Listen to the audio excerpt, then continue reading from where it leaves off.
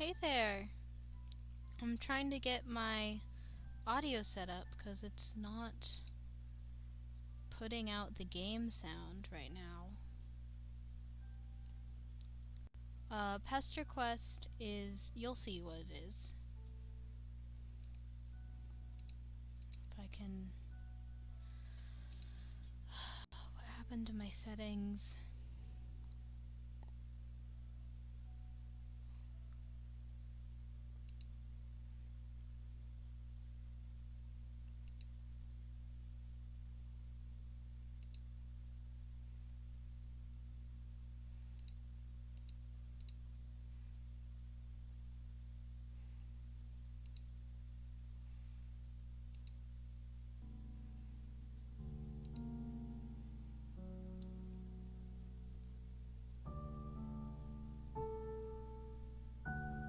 Alright, there we go.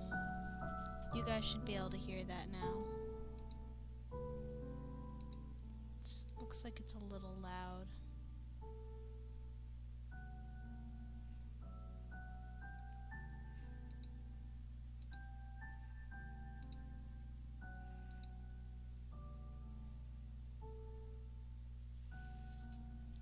Let me just make sure that this is set up correctly.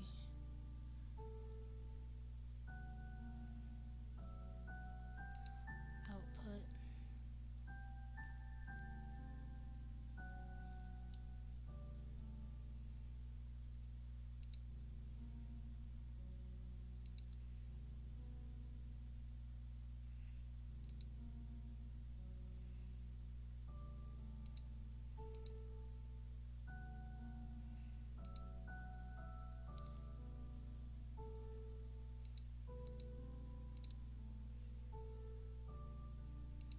Okay, it's probably fine.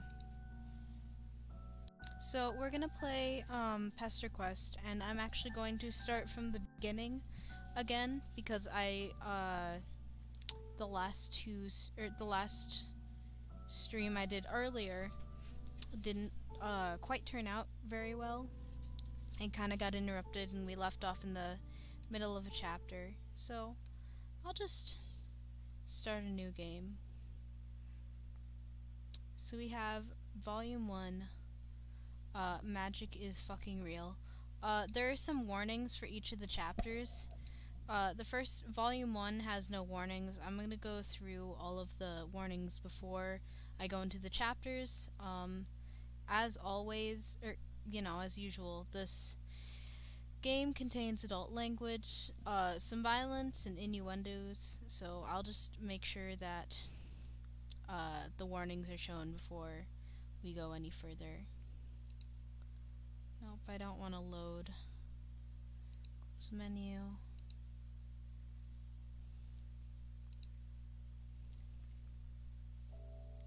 It's been a long time coming. Oh wow, that's loud.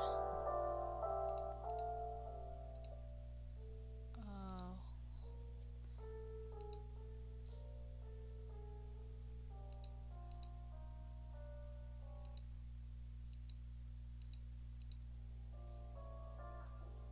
Okay, I think that's a little better. No?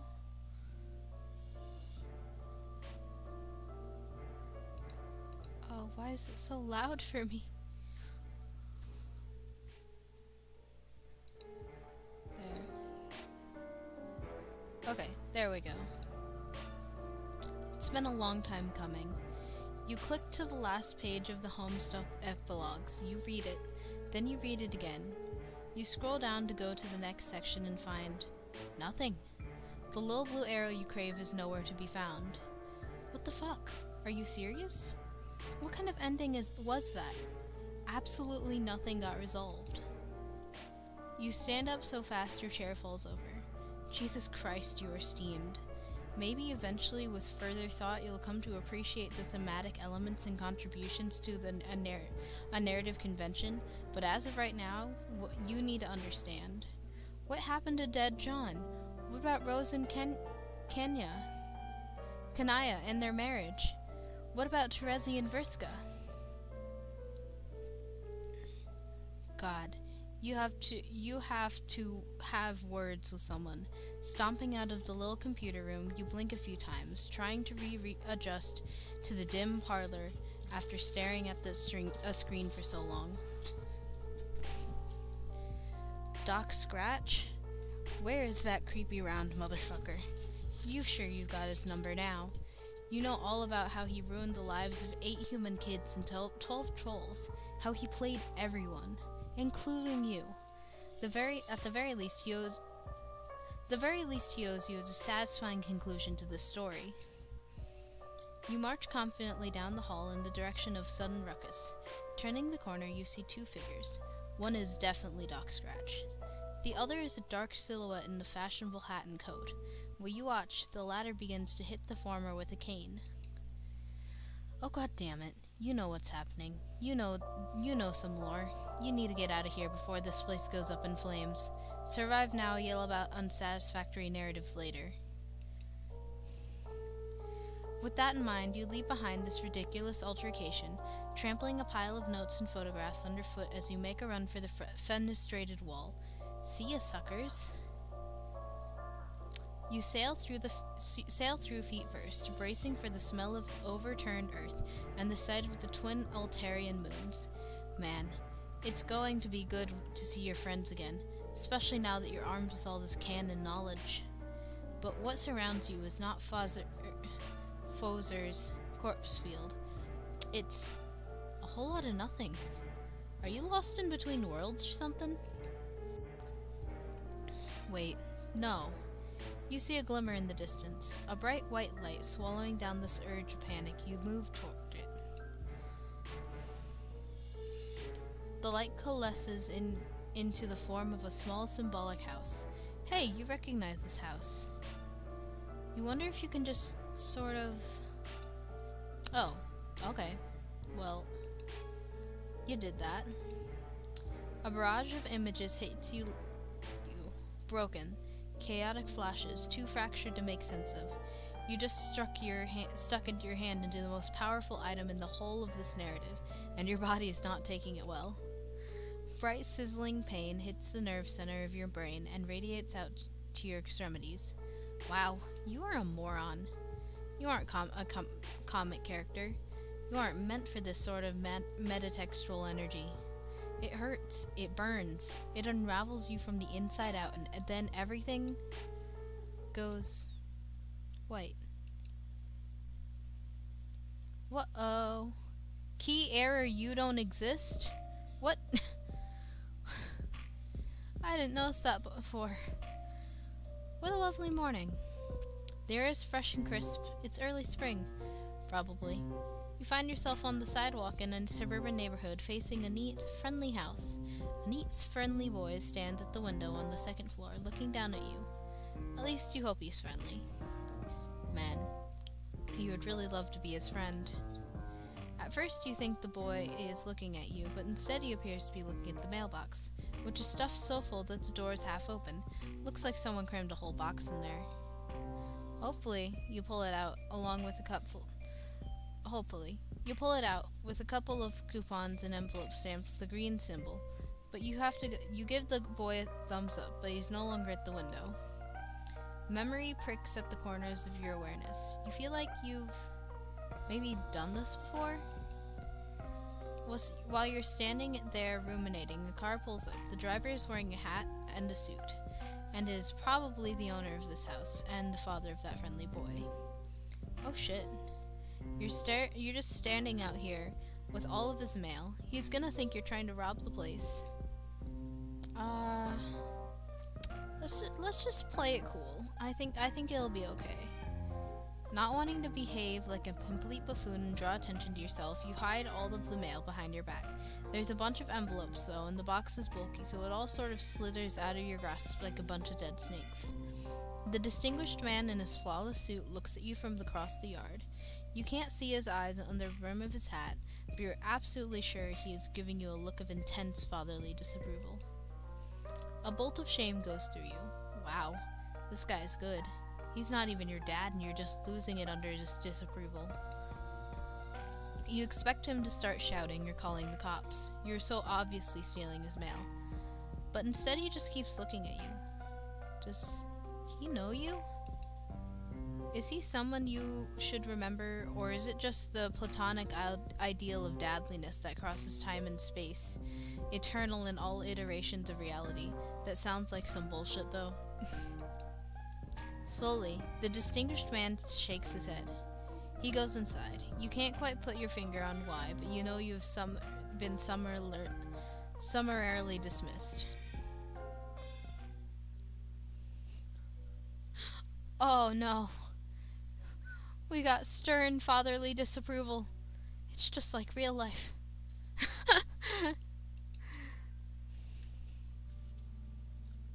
Alright. Well, it's okay. I saved here. Gonna hide the evidence. Quick as you can, you turn around and dump everything in the sewer. Whatever. It was probably all garbage anyway. Who even uses their mailbox these days? The friendly and fatherly figure parks his car, climbs out, and tips his hat at you. He then walks into the house, not sensing a single thing amiss. The perfect crime. Oh no, we're criminals now. Oh, but here comes the boy out the front door. God, you hope he wasn't coming down for the mail. A residential boy approaches. Wait a minute. This is not the same boy you saw peeking through the window. It is possibly not a boy at all. It appears to be a mysterious gentleman. You wonder what business this fine upstanding neighborhood gentleman would have to have of you. Hey! I saw you standing out here messing with the mailbox. I figured you might be the mailman? Even though you're not wearing a mailman outfit? Oh, yeah, that's you. You're definitely the mailman. Your outfit is, it's in the laundry today. You're just wearing your mailman hoodie instead. See the symbol? It's the symbol of, mail. Nothing stops the mail. Haha, that's great. I guess it is true, after all, that the mailmen are completely relentless in their quest to deliver people's mail. You guys are incredible. Speaking of mail, do you know if I have any today? What? No. What red package? You haven't seen anything like that. No bills, junk mail, nothing at all. The mailbox was empty when you looked inside. Well, I didn't say anything about a red package. Should I be expecting one? Come to think of it, it is my birthday, so getting a package in the mail would make sense. And if it's red, that probably means it's from Dave. He loves red because I guess it's cool. Oh man, I wonder what he got for me. Nothing. He got you nothing, you say. Isn't he listening? This Dave fellow probably forgot his birthday due to being a bad friend, and that's why there's no package, red or otherwise. What? Oh, just kidding, you say. You're sure Dave is a nice friend who cares about this kid a lot. His present is probably just late. Definitely not slowly sinking in a subterranean river of shit right now. It's not? What? That's a strange thing to say. Are you sure you don't know more about Dave's present than you're telling me? No, you say. Absolutely not. Actually, he should forget about what you said about the present being late. He should not be expecting a red package. Not now, nor ever. He should trust you, because all mailmen know everything about the mail. Dang. So, nothing else? Huh? You said the box is empty. I don't think I understand. Isn't that how it always is when you deliver mail? I mean, you're the guy who's supposed to put stuff in there. Yes, that's right. You are the mailman, the absolute authority over all mail, which means your word must be accepted without question when it comes to the mail he didn't get today.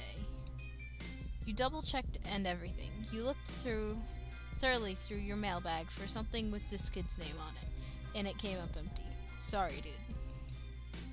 You have a mailbag? Where is it? Oh, that old thing? You accidentally dropped it out in the sewer before the boy came outside. Oh no, that sucks. All that mail ruined. Maybe I can help you fish it out. No, you mean, that's fine. Thanks for offering, fine young Samaritan. But, the government will handle this. There's, like, insurance and such for Seward-related postal mishaps.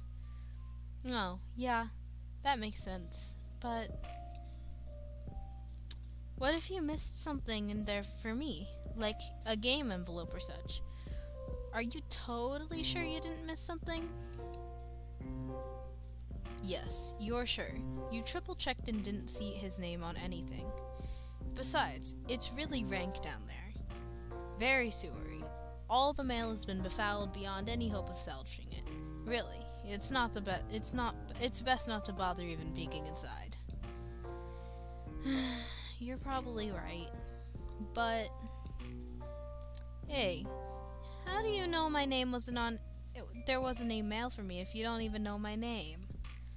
Oh, what? Oh, god damn it. Huh? Oh, you mean. Of course, you know his name. Mailmen are all sort of like Santa Claus. They know the names of all good little boys on their delivery routes. Wait, okay, that sounded creepy. You really regret phrasing it like that. It was so completely completely unnecessary. You just know a lot of stuff as an important government official, with lots of bureaucratic lists and such. For instance, the name of this young man is... Damn, why do you always pit yourself in the corners like this? All you're trying to do is make a new friend, and somehow you've managed to bullshit your way through the absolute most challenging version of this conversation possible. Okay, you can do this. This young man's name is... Wow, it could really be anything. He might as well have been given a random ass name this very day, shortly before you arrived, for all you know. You'll just have to go with your gut and feel it out. A new friendship is on the line, after all. His name is... Wait, no, he's making a bad face. You're on the wrong track. Oh? He's perking up. This is good. No. That's bad face again. It's not Jimmy or, Jilliam? That's not even a name. Anyways. Yes, he likes that.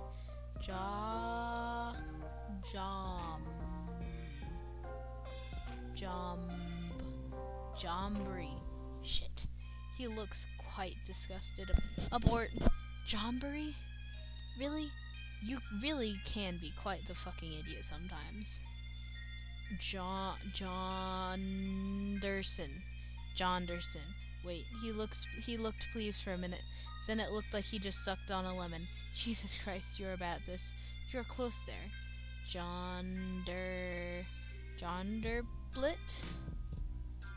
Jonderbilt? Ah, yikes, no, you got it. You just John. Of course, you don't know what you were even thinking. Yes, you do. Those were just goofs, you explained to John. Mailmen love goofs. His name is John, you say confidently, as if you had it in the bag all along. Not your non-existent mail bag, which you told him you dropped in the sewer. Your real bag, where the good shit is. Such as your incredible ability to guess someone's name in 5 or 6 tries. That's right. Wow. I guess it's true then.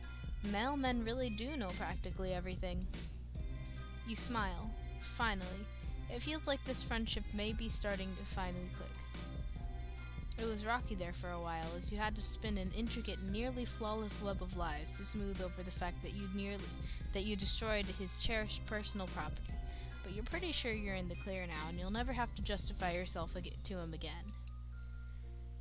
Well, as nice as it is to meet you, Mr. Mailman, to be honest, this just kinda sucks.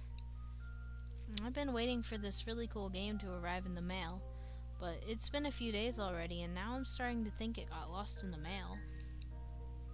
It might just never come now, and I'm kinda bummed out about it. I had some hope it would show up on my birthday as, like, a present from nobody, really.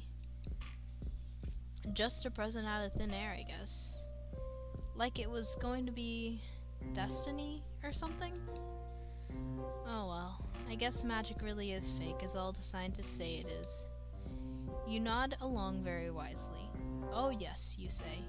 You can kiss that game goodbye. It definitely got lost in the mail and is never ever going to be delivered. The Postmaster General just told you a few seconds ago, through your wireless earpiece, which is hooked up to the US parcel mainframe. You tell John he is right to disbelieve in magic. It is fake as shit. It's time for him to get used to whatever idea that he will never play this game, whatever it was. It was probably stupid anyway. Most games are. You should try getting used to whatever kind of life he's going to live from now on in the absence of this dumb video game. Yeah, you're right. I actually think I got too worked up about it. It probably does suck, actually. I think GameBro only gave it like 2 hats out of 5. It might have been even less than that, actually. Man, I really like my games to get at least a 3.5 hat rating, if not more. God, what a piece of shit it probably was.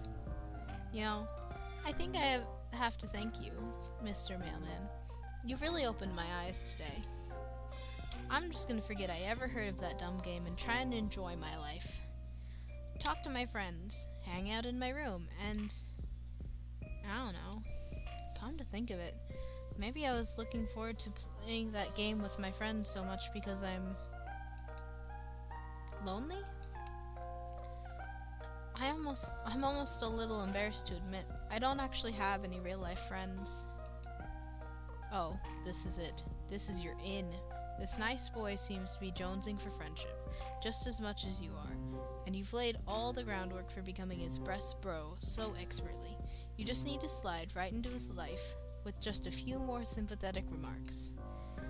You've actually have a lot of experience with this by now.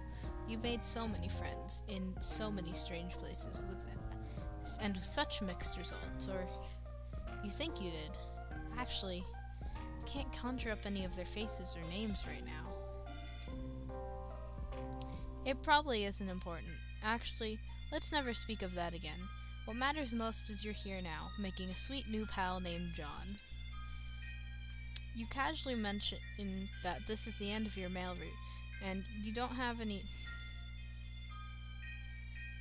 have much else going on in your life. Maybe you and he can hang out for a while, if he doesn't mind, that is.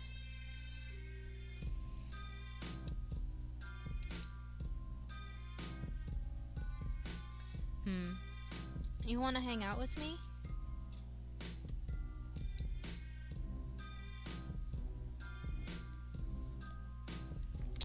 Just like a mailman and a 13-year-old boy? That's kind of creepy. Being buddies? You shrug a little, as if you don't care much, but you really, really care. Normally, I would say that sounds a little strange, and maybe slightly inappropriate. But what do I know? If you're a normal-looking mailman, that would probably be a shitty idea, and I'd get in trouble with my dad, or the authorities or something. And probably so would you. But you seem different, like you aren't even a person. Just kind of weird, harmless-looking guy? An alien, but not really? You don't really know what to say to any of this. Oh man, I'm being so fucking rude. I'm sorry. Yeah, of course we can hang out. But maybe we should, keep this sort of secret from my dad. I don't know if he would approve of me bringing a stranger into the house, even if you are very nice and sincerely concerned about my mail problems. That sounds fine with you. Now that you're thinking about it, you still aren't sure his dad didn't see you dumping all their mail in the sewer. He probably didn't, otherwise he would have had some words with you, surely. But still, it's a risk you shouldn't be taking under these delicate circumstances. There is friendship on the line. Okay, I'm glad you agree. It sounds like we have a sneaking mission ahead of us. Actually, It sounds like it could be fun. Oh yeah, it does sound fun. Except slightly triggering, since you've done a lot of dangerous, high-stakes sneaking in the past that you can't quite remember. But still fun. Mostly fun. You can't wait. Yeah. So, how should we do this? We could either sneak upstairs to my bedroom while avoiding Dad and just hang out there for a while. Or, if that sounds too risky, we could just stay outside. I've got some sweet playground equipment in the backyard. What will it be? Alright. There we go. Let's go inside. When you enter the house, an overwhelming odor of freshly baked cake hits you like a punch in the face. Wow, there's a lot of clown bullshit in this living room. Clown statues, and you don't have time to take it all in because your buddy John is grabbing your hand and rushing you upstairs before his baking maniac of a father can emerge from the kitchen and catch you in the act. He slams the bedroom door behind you and breathes in a sigh of relief. Hard to catch a moment of peace around here with all this adoring fatherly doting and around-the-clock cake production. I feel like I'm suffocating around here. It's not just because the thick aroma of Betty Crocker products making me feel like I'm being gassed in a bakery. You're not sure what to say. You tentatively lift your arm as if you're about to place it on his shoulder, but you hesitate. Is this an abusive domestic situation? You don't know if you have informed judgment to make it yet. You don't know if you have enough information to make that judgment yet, but you're concerned. Haha, just joking around. I mean, this baking shit is all a bit much. The clown obsession too, but I love my dad. He's great. I'm sorry, I didn't mean to give you the wrong impression. That's a relief, you guess. Not that you weren't ready to jump in and be whatever kind of supportive friend this boy needs. Suddenly, you notice a bunch of movie posters on the wall. Wow, these are all really bad. You wouldn't dare say such a thing to your new friend, though. You immediately begin lavishing praise on all of them, especially that one which appears to be Mac and Me? Oh, for fuck's sake. When it rains, it pours, you guess. Nevertheless, you insist it was one of humanity's peak cinematic achievements. Mac and Me? You seriously like it? Personally, I think it's a piece of shit. I just have it up there because, well, I don't even know why. Not even I can defend the film. To each his own, I guess. I'm happy to hear you like all the other movies, though. They're all incredible. You have good taste. Except for liking Mac and Me, though. It's complete garbage. Okay, but you can admit you got a little overzealous there. Maybe dial it down a notch? You really don't have to try so hard. There's a moment of awkward silence. You hadn't really thought this far ahead, and apparently neither has John. There must be something you could both do to advance this friendship. He's starting to look self-conscious now. Poor friendless kid. He really doesn't know how to entertain anyone in his home, does he? You can see now that your friendship is needed more than ever. You have to step it up. So, what do you typically like to, Suddenly, something gets John's attention. It's coming from his computer. Sorry. Oh, hey, can you hang on for a second? My buddy Dave is pestering me. John settles behind his desk. Dude, what are you doing? Dave, you'll never guess what I'm doing right now. Are you opening the birthday present I got you? No, oh no, sorry Dave, but I think your present got lost in the mail? Unfortunately, I think it might be gone forever. John, what the fuck? Maybe you can just send me another one? Whatever it was? Dude, no. The thing I got you was fucking priceless and irreplaceable. If it gets lost in the mail, there's literally zero chance you'll ever see another one like it ever again in any shape or form. Wow. That sucks. Oh, well, whatever. That's probably the fate it deserves. What was it? Never mind, it was just some more ironic trash from your best, coolest bro in the world. Just forget it. If I tell you, you'd probably be sad it's gone. This is a secret I'll take with me to my fucking grave. Do you understand that, Egbert? Yeah, that's fair. So what are you really up to? Are you playing that dumb game with Rose yet? What? Oh, no. That got lost in the mail too. It's also gone forever. Holy shit, John. I leave you alone for 2 seconds and everything goes to hell. This is why I can't stop pestering you for even a second. You lose complete control of your life the moment I turn my back. How do you even know it got lost in the mail? Like, how can that even be formally verified in any way? You haven't even been waiting for it for that long. Because the mailman told me so. What? Okay, I know this is almost every day, but that is actually the dumbest thing I've ever heard. It's true. He was quite sure about it. First of all, John, mailmen don't know shit. They're just guys who walk around handing out letters and stuff. They have zero knowledge of the greater workings of mail, let alone specific fate of any given package. Unless there's a tracking number or something. But even then, the mailman isn't really a guy who deals with that. The only way a mailman would know for sure if some mail got lost if he was the one who lost it, or like deliberately destroyed it. Between the game and my sweet present going missing, something smells fishy here. John, are you sure the mailman didn't steal all your stuff? Of course I am.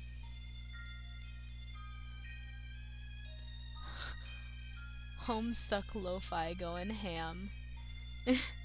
I don't know, man. He wasn't even holding anything when I talked to him. He's not even a mailbag. My alarm bells are going haywire here. It sounds like this incompetent dipshit just lost all your mail and tried to cover his ass. No! Are you sure he didn't fuck it up somehow? Like get mailman stank on it and in a fit of shame, like buried it or dunked it in a smelly hole? Mailman stank. Do mailmen all get stanky at some point and they just can't deliver mail anymore? Dave, this is insane. You're being so paranoid. Besides, aside from the birthday present, why do you even care? You think the game is stupid, so you don't even want to play it. Yeah, well, I was lying to sound cool and aloof. Of course I want to play the game. This game. It's like this whole rad thing we were all gonna do as friends, and now it's ruined. Aw, you're right. This is a shame. I'm sorry. I don't know. There was just some feeling I had that we needed to play this thing for, like, destiny reasons or something. Sorry to blow my cool over and start sounding like Jade or whatever, but I'm kind of pissed off now. Especially now that I know you won't get your sick bunny. Bunny? Forget I said that. Lol, okay. Anyways, all that aggravating bullshit aside, what were you gonna say? Oh, right. I made a new friend. What? A friend. No, bullshit. No, it's true. John, this is so unlike you. You don't have friends. None of us do. We're a bunch of total losers. I know that, but today is a different story. I think I might be branching out a little socially. Like, turning a corner and becoming valid and a legitimate person is well on his way to adulthood. Put the bunny back in the box. It got lost in the mail, bro.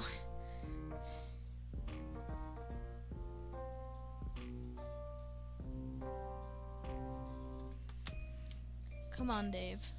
Why can't you just be happy for me? Fine.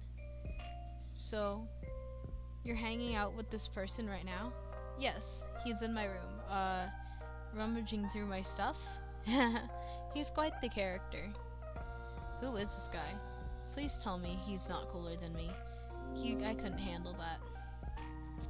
He's not cooler than you. Nobody is, Dave. Okay, thank God. So tell me about him. Well, you know the mailman I was talking about earlier? Yeah? Well, you see, it's the mailman. Jesus fucking Christ. What? John? No. No. What's the big deal? Do I even need to explain why a 13-year-old kid shouldn't become buddies with a mailman and hang out with him in his room? Does your dad know about this? Well, no, but I'm trying to avoid him. He's in one of his baking frenzies. You do realize this is the same guy who likely stole your game and my beautiful present, right? He probably sold them in the black market, or worse, he did something like flush them down the toilet. He didn't do that. Dave, that would make no sense to do that. You're being crazy. Okay, dude, you're the only one chilling. Okay, dude, but you're the one chilling with a random postal worker in your bedroom on your birthday. I'm just looking out for you. What kind of person would ever want to come into your house? How old is this guy, anyway? I don't know. He seems to be sort of ageless? What? Dave, that's the thing. He's barely even a person. He's just a friend. I feel like I'm losing my mind. Listen, I don't expect you to understand. He's just a fun, harmless person who appears to have no particular defining qualities whatsoever. What's so crazy about that? Nothing, I guess. I don't even know anymore. Fine. Enjoy your new buddy. It's your birthday after all. So you get to call the shots. So what's next on the agenda? What's he even doing now? Well, it seems he got a little bored while I've been talking to you, and he spread most of my belongings across my bedroom floor to examine everything. Now he's just messing with stuff? Like my magic stuff. It's pretty cute. I like this guy. John. I'm gonna run something by you. I hope I don't blow your mind or anything, but what if this guy isn't even a mailman? What? Dave, no, I refuse to accept that. Okay, then genius, tell me. What is he wearing? You said he had no defining qualities. Well, clothes are definitely defining qualities. So what are they? Okay, he isn't wearing anything but a sweatshirt. I didn't want to mention that, but because I knew how it would sound. I see.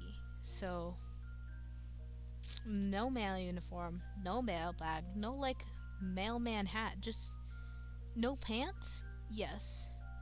But that's not weird or anything? I told you, he's like a pet? That's probably condescending. You know what I mean?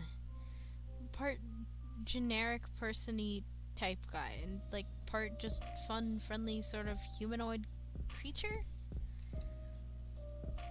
I'm really not explaining this well. The point is, he said he's a mailman, and I believe him because he's my new friend. End of story. Okay, he's the mailman. I don't even care if you think he's fine then. Okay, whatever. So, cool. I guess we have a new friend. Do I get to mate the mailman sometimes, or what? That's a good question. I hope so.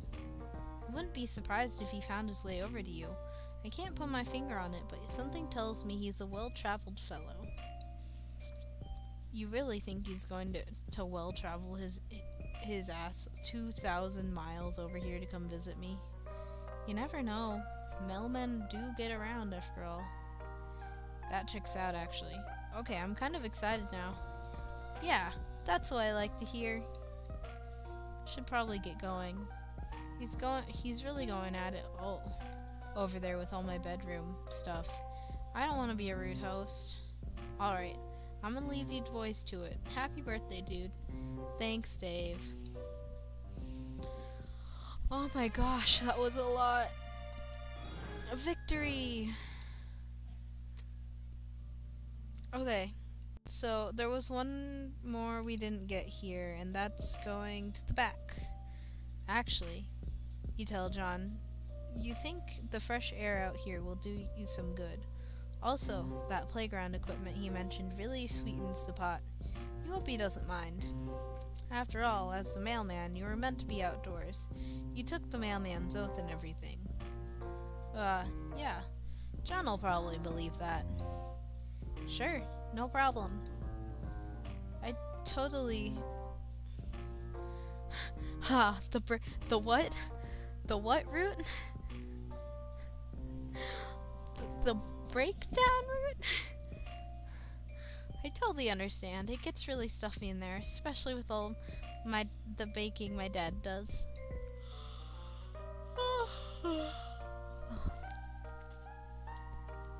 We can hang out in my yard. Feels like it's been ages since I took a spin in the old pogo ride. Pogo ride, he says. Well, that just seals the deal. You bow flamboyantly, and he gestured for him to lead the way. But you quickly regret doing that, because it was a little much. Well, here it is, my backyard in all of its glory. I fear what you call the breakdown route. I hardly ever come out here anymore, honestly. There's the good old trusty swing set. Ah, that brings back some good memories. And there's the pogo ride. You better hop on it before I beat you to it. Just kidding. That thing's a death trap. Why, John? You should really go nowhere near that thing unless you like dying. Oh. Oblivious to the humorous nature of his remark, you shake your head solemnly. Oh no, you say. You're pretty sure dying sucks and you never want to do it again. Again? What? Huh? That's a weird thing to say. Yeah. So you're saying you've died before? Or is this some sort of weird mailman joke? Oh, haha. Yes, you mailmen like to joke around a lot, sometimes very darkly. It gets very stressful delivering the mail sometimes, and sometimes you just need to blow off some steam by making light of your mortality and... Oh, it doesn't seem like this is going over well. To be fair, it is one of your worst explanations so far, and that's really saying something. You start to falter and lose composure. You don't seem to have it in you to follow through with the lie. You stop talking and hang your head. Hey, what's wrong? You decide to tell him the truth. Yes, you've been dead before. Possibly a bunch of times? You're not sure. Actually, you can't remember any of the circumstances surrounding your deaths, and you aren't even sure who you are. Frankly, you're a little confused by your own existence sometimes. Oh no. Well, I'd be lying if I said that wasn't a little hard to believe. But I'll listen to what you have to say anyway, because it's what friends are for. How did that happen? Oh, well, you cast your mind back as hard as you can. You really give it a good, hard think. You remember a room and a computer screen and just this really intense feeling of frustration. Computer screen? I get being very frustrated at your computer screen. I do that every day. Yeah, he gets it. It's written all over his face. This boy who feels your pain. He's following you perfectly. I'm not really following. Then you explain how you ended up in the afterlife. Afterlife? You're pretty sure it was the afterlife. Maybe heaven? It's a little too freaky for heaven, but you were alone. Then you found a mysterious artifact on the ground. You found a mysterious artifact? In hell? Yes. It was white and flat and lying on the ground, as if it was waiting for you, or waiting for someone else, maybe? But you found it first by accident? You find it hard to believe you are destined for any cursed treasure such as this. Perhaps the artifact belonged to Lucifer himself. Lucifer? Wow. Oh, you didn't realize you said Lucifer thing out loud. Maybe you should consider reeling this in a bit. You're beginning to wonder if you're coming off as a little unhinged here. Except John is clearly transfixed by your story and looking a little concerned. You guess there's no going back now. You've committed yourself to the truth, as insane as it sounds. You saw something weird. It looked a little like a house. The obvious thing to do was stick your hand in the house. So that's what you did. Then you felt funny and teleported out of hell. That's how you ended up here, on Earth. Where, you then became a mailman and decided to have a long, rewarding career of delivering the mail. And then you met John, and now you're basically best friends. The end. That sounds pretty messed up. Yes, it does, doesn't it? You're probably right. Back to feeling like a crazy person again. He probably doesn't believe you. It seems like you're going to have to take this even further, or risk eroding the foundation of trust this blossoming friendship is built upon. You mentioned that you're pretty sure the Devil's Treasure gave you some magical powers. Magic powers? Like what? You're not sure. You can sort of teleport now? Also, you're pretty sure you can time travel. You haven't tested it out. You admit. Teleportation and time travel. Huh. That's a lot. You can prove it, you say desperately. Suddenly, it feels like this friendship is hanging by a thread, and you'll do anything to preserve it. It's time to bring out the big guns. The revelation to this boy that, contrary to all known scientific wisdom, magic is far from fake. It is real as shit. For instance, you remind him that you both almost went up to his bedroom, but decided not to because what if the trek across the house was too risky? But what if you could just teleport there? Imagine being a time player. Lamau got him. Oh no. Imagine being a space player. Bam, got him. Sounds like a handy trick.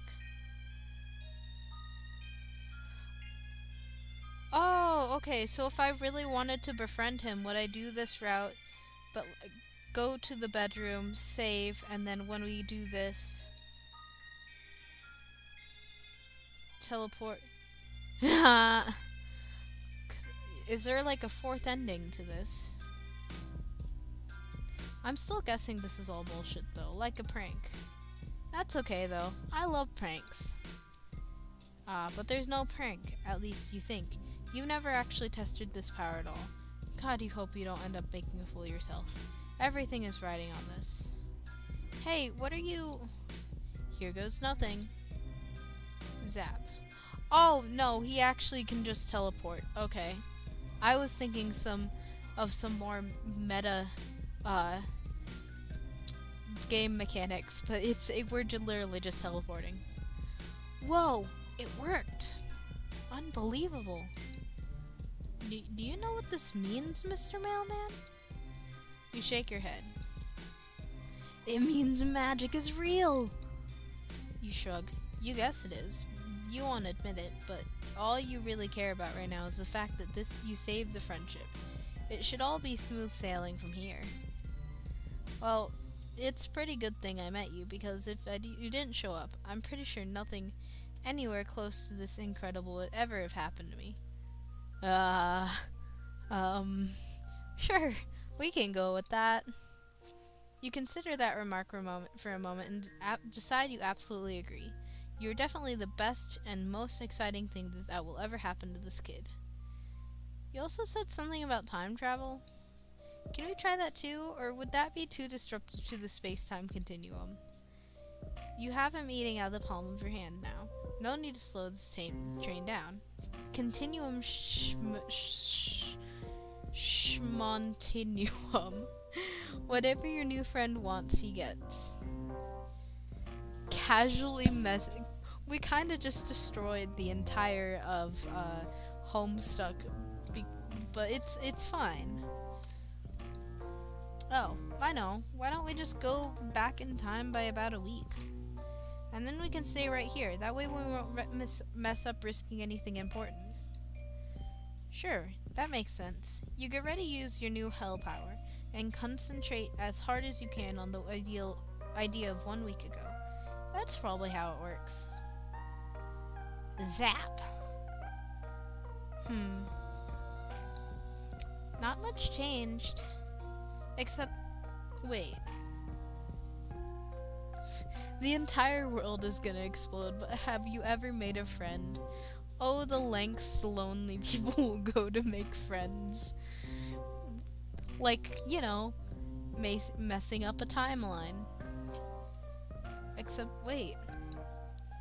The cakes are gone. That must mean this isn't my birthday yet, which means it worked. This is 1 week ago. Wow. Oh, for fuck's sake. I forgot, of course, there was gonna be a past me in the room a week ago. God damn it, I'm such an idiot. This is gonna change things, isn't it? What's going on here? Whatever it is, it seems really stupid. You're right, John. This is stupid. I'm sorry. I wasn't using my head. Don't worry. We'll get you out of your hair. Hey, quick. Let's zap out to the yard so we don't mess up time. We fuck up time and space as little as possible. Man, this sounds like something a space player would do. What a wacky mess up this space player has done. And it's totally not the time part's fault. Whew. Well, that was dumb. Maybe let's try avoid abusing your time travel powers from now on. It could really lead to a lot of messy bullshit. You wholeheartedly agree.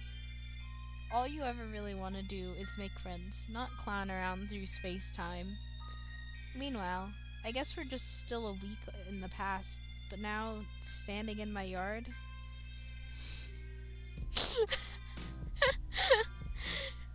Wow. Wow, it's the time player who went back in time and ruined everything. Yeah, but like, it was the space started it. Space player.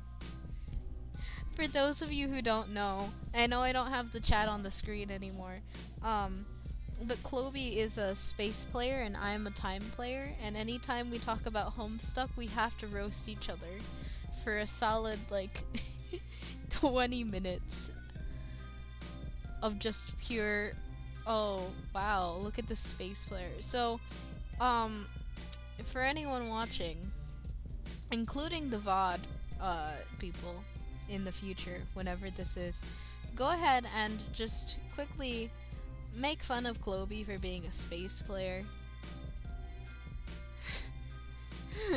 Witch of Time, rise up. Imagine being a page of space. What a loser. What a nerd.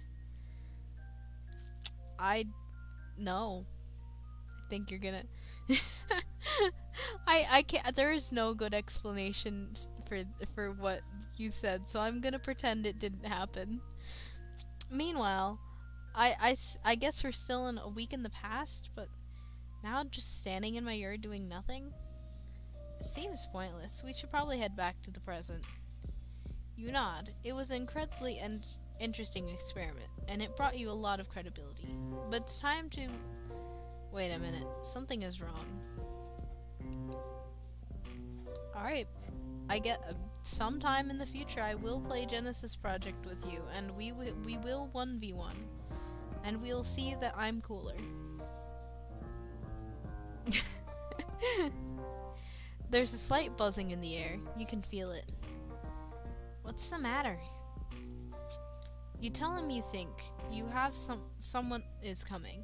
Quick, you have to hide. Okay. You and John dash into the neighbor's yard and hide behind the fence. You peek into the backyard to see what's happening. Suddenly, you see it. The energy you were feeling was a whole group of teenagers randomly teleporting into John's backyard. What the fuck? You examine them more closely. They are all dressed in ridiculously colored outfits. Is this a circus in town? They did seem to be a lot of clowns in John's house. Maybe this house is some kind of globally recognized headquarters for traveling clowns? But they're not really clowns, just teens wearing strange pajama clothes, 8 of them to be precise. And close to them, one of them seems familiar, the guy in the blue pajamas. You think it's your new friend John? But he seems older. Definitely not 13-year-old kid, like your buddy here. None of them are.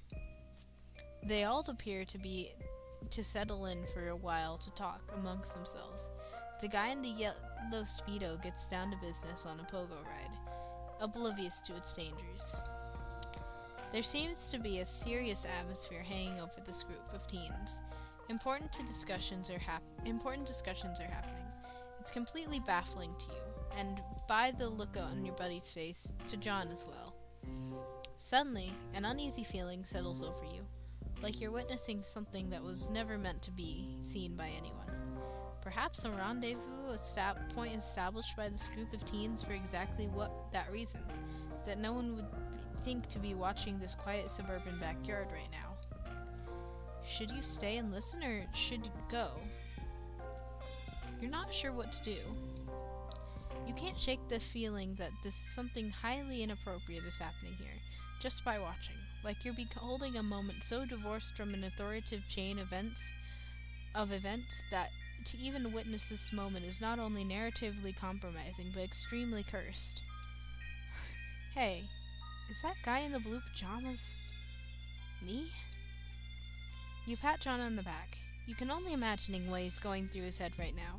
He hasn't seen time travel duplicate of himself in, well, minutes.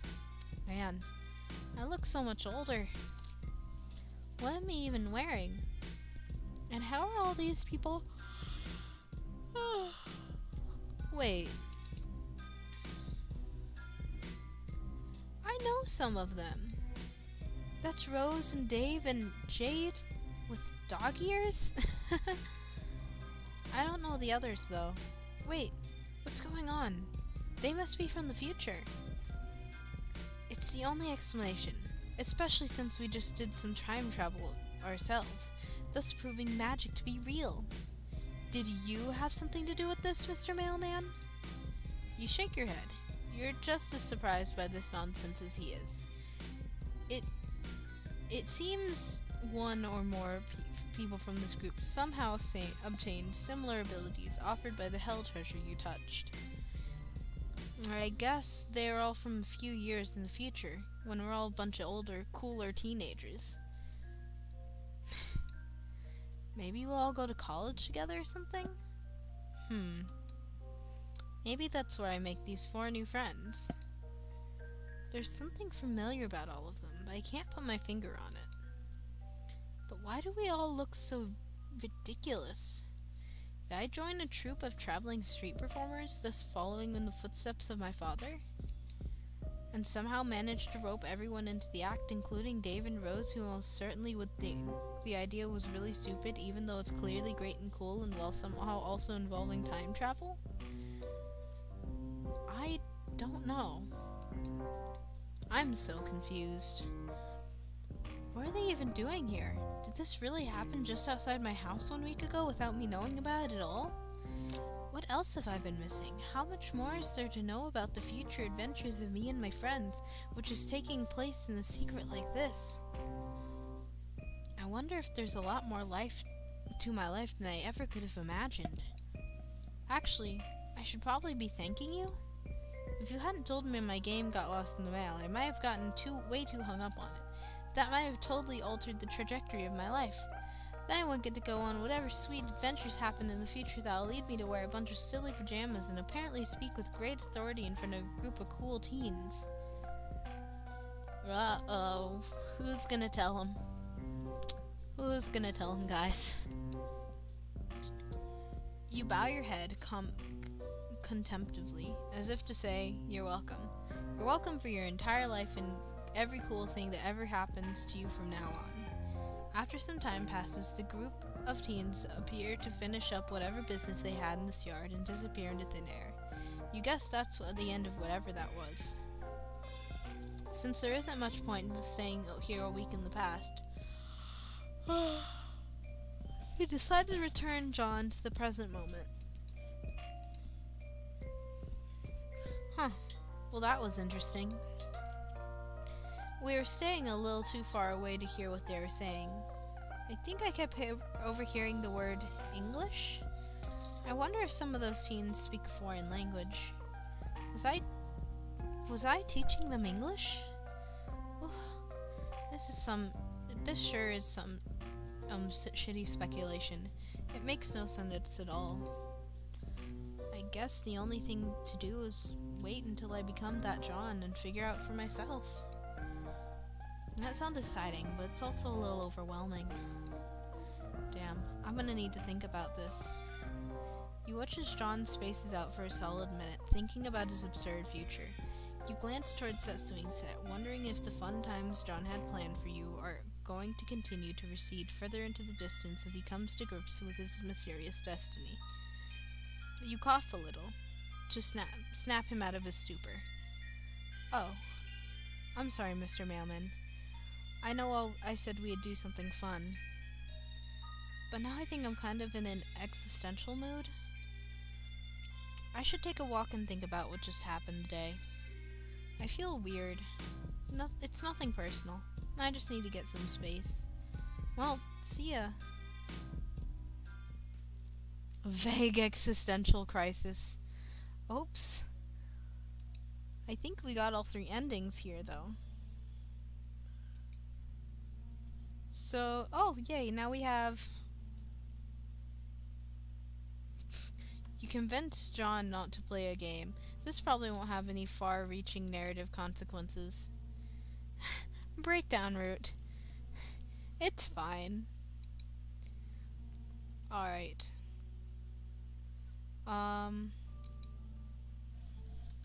Let's see what the second route has in store for us. Something beyond the sky. Let's check the warnings. Alright. So in volume 2, there's going to be some alcoholism, underage drinking, and neglectful parenting, as well as adult language, violence, and innuendos. So if you are someone who's sensitive to that, maybe skip this part. This is probably the last thing we're gonna do tonight. So if you want to go ahead and skip this, you can.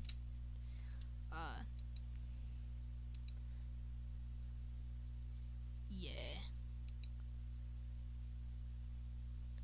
On the advice of your new friend John, you go to visit one of his close comrades, the only close only figuratively speaking, since she lives all the way on the other side of the country.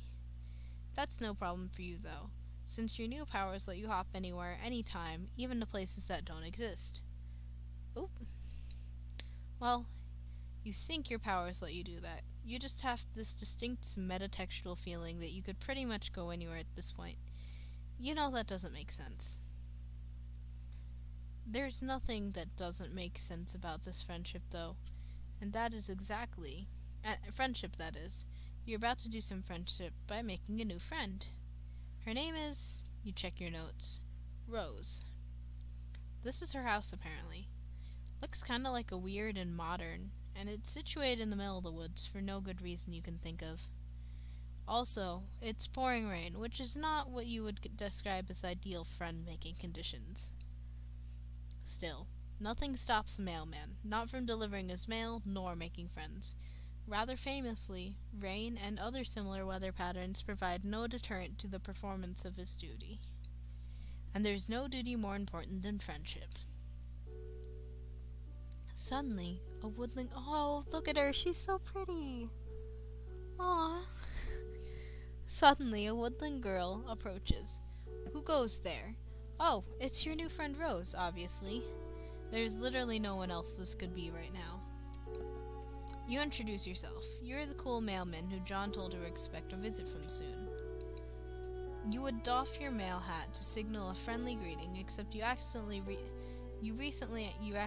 dropped in sewer, along with all your other mail-specific clothes, as well as all the mail you're supposed to deliver, as you explained to her gratuitously in an unconvincing manner. It's not a great start, you admit, but you've done much worse. You are not a mailman. Yikes, you're busted almost immediately. You briefly consider whether you should double down on the lie and try and say something mailman-like, or whether the right call is to come clean, since she's clearly too smart for this amateur bullshit. But it's taking a few seconds too long for you to decide, which looks guilty as hell. That's it, the jig is up. You slouch in defeat. You ask her if she would please consider not telling John. Your heart couldn't take it if you found out your entire friendship was based on a lie. You want me to keep a secret from one of my best friends who to protect the feelings of a random buffoon who I've never met and arbitrarily showed up to my house in a remote wilderness like a creep?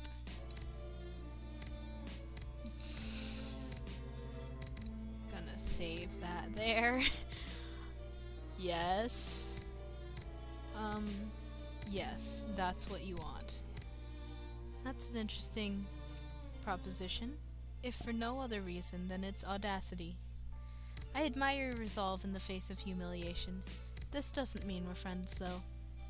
Oof. Rough. Well, that's fine. You're hopeful. Your mind is fuzzy, but you think you'll remember this. You're good at this. You're excellent at making people like you through underhanded means.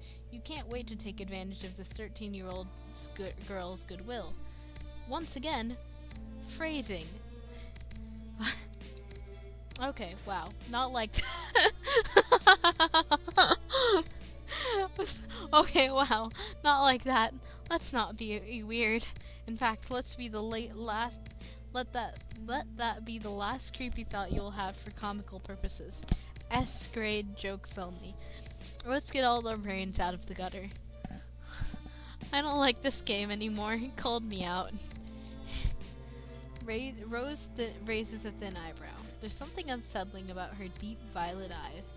You're pretty sure most humans don't have eyes like that, but what do you know? You're a stranger around these parts. Wait, aren't you a human too? Whatever, it's not a big deal. Not when there are friends to be made. Or something. Do you want to come inside? Unless I'm interrupting your internal monologue, of course. Gee, far be it from me to ever cut short any sort of navel-gazing sidebar. It's just ever so slightly wet out here. You would absolutely love that, if it's not too much trouble, of course. You wouldn't want to put Rose out. You're lying, though. You're 100% fine being absolutely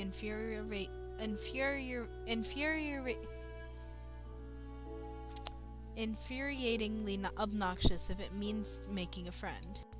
Rose purses her lips consideringly. Oops. Your predilections towards mailman mimicry weren't all that John told me about. Oh? He also said that you had certain powers. Powers of teleportation and time travel. I told him that he must be mistaken, since it's a well-known and highly accepted fact that magic, although a popular and highly encouraging subject of fiction, is fake as hell. Ha! Can't spell right, loser.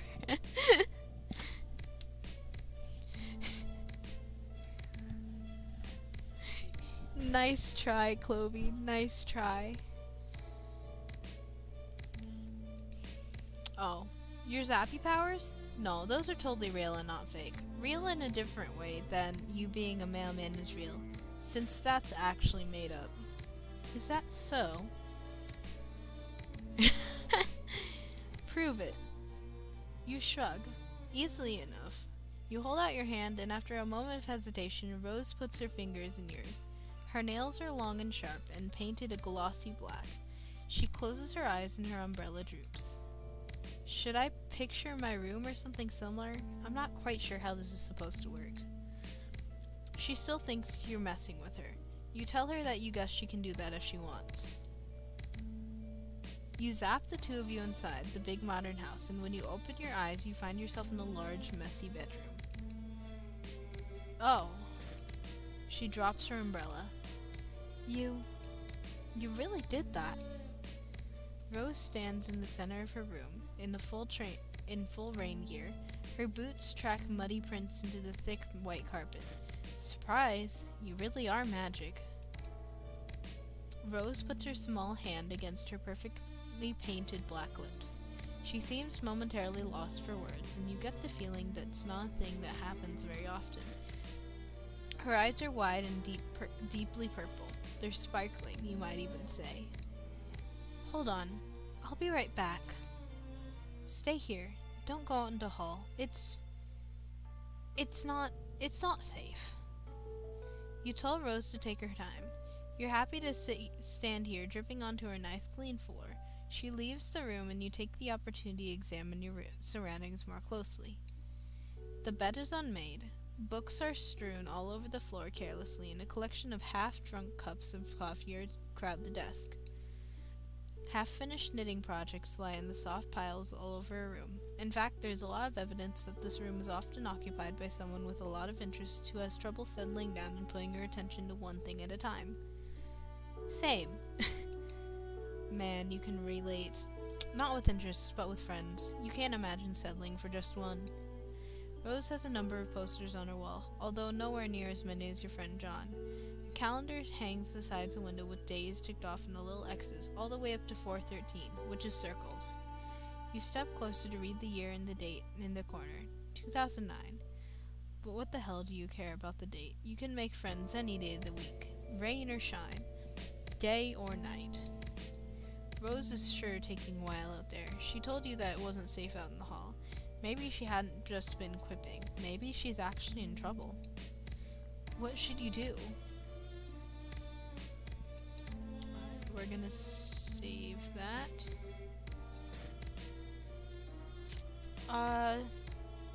She told us to stay put. I trust her judgment. Your patient pays off almost at once. Rose is back and looking for significantly more put together. Also, she brought you a towel. Here. I'm not overly attached to anything in here. It's just mostly childish nonsense I haven't bothered to rid myself of. But I'd appreciate if you tried not to drip on any of the notebooks. She had changed out of her raincoat and boots, and she's dressed up in a neat black skirt and white shirt with a purple blob thing with tentacles. What is it with these kids and their blob shirts? Now that that's dealt with, please, sit down. She crosses her legs. You suddenly feel like you're at a job interview. Friend interview. You wish you were a little less stamp. Actually, let's switch places. You're still pretty wet. You don't want to get her bread spread messed up. Don't worry about it. That's what washing machines are for. Now let's talk about magic, which up until now I've always been taken for granted as being something confined to storybooks. Rose takes several wishful looks towards her bedroom window, grayed over with a blurry with raindrops. You get the feeling that maybe she's doing it for effect. That's why she wanted you to switch places with her. She feels like her entire life is a movie. And then comes you, the not a mailman with a penchant for showing up and attempting to make friends with unwitting children. Well, fair, she's got you there. But honestly, she might be a child, but she really doesn't seem to be unwitting. On the contrary, she's quite witty. I'm glad you noticed. She folds her hands and clears her throat. You think that if she had any more notes, she would be shuffling them. And so, the question remains, are you a good witch or a bad witch? Or are you a wizard? We've already established that you're not a public servant. Is there a difference between being a witch and a wizard? Of course there is, but exactly how specific of a difference can vary. According to some works of fiction, a wizard is just a witch's male counterpart. But in certain mythologies, for instance, Arthurian legend, and the difference appears to be class-based. Wizards reside at a court and are classically trained, while witches are self-taught and run wild through the forest. I won't deny those differences tend to be gendered as well. You ask her which one she is, a witch or a wizard. Me? Rose shifts, uncrossing and recrossing her legs. You shrug and say she seems to know a lot about them. I know a thing or two. But can I tell you a secret? Oh god, my god, Rose. She has no idea how much you would love to hear her secret. I find them wizards, utterly reprehensible. They disgust me. Everything from from their floppish robes to their grizzled beards. It's my mother who is the wizard enthusiast in the house. Although, she glances from side to side theatrically. Most of the things Rose does seem to be at least a little bit theatrical. She kneels on the carpet beside the clutter of books. I don't show these to many people. Actually, I haven't shown them to anyone. The MC of this game is so desperate for a friend. Dude, it's hard out here making friends. MC is just trying their best, okay? Not even John? John definitely seemed to be a pretty cool guy. Definitely worth sharing a few secret notebooks with. Rose laughed. No, I haven't shown them to John. I've only shown Strider to punish him. You nod, pretending that you know who this Strider person is. You're a totally normal dude with an absolutely ungodly number of friends. The shadow moves through the center of you, trembling a moment of deja vu. You don't have a lot of friends. You have a lot of friends, don't you? That feels true. But weirdly, the only people you know here are John and now Rose. Feels weird.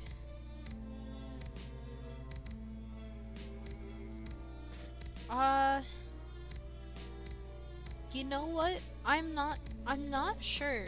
I don't think I got that. I can't remember how far that was, but that vaguely sounds familiar. I guess not, maybe. Maybe the powers that the main character got include being blind to weird writing on walls. You try to put it from your mind and listen to Rose again. She's still talking about this mysterious Strider, flipping through one of the journals too quickly for you to see anything specific. Only that it is full from cover to cover. As if my modest writings are the sole source of homoerotic tension in his life, when his brother is the one who insists on filling their home with assorted tick butt for ironic purposes.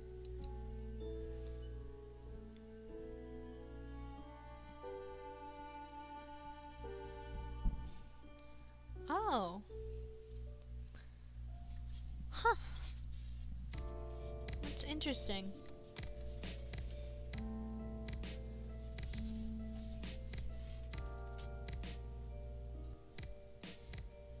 Rose rolls her eyes.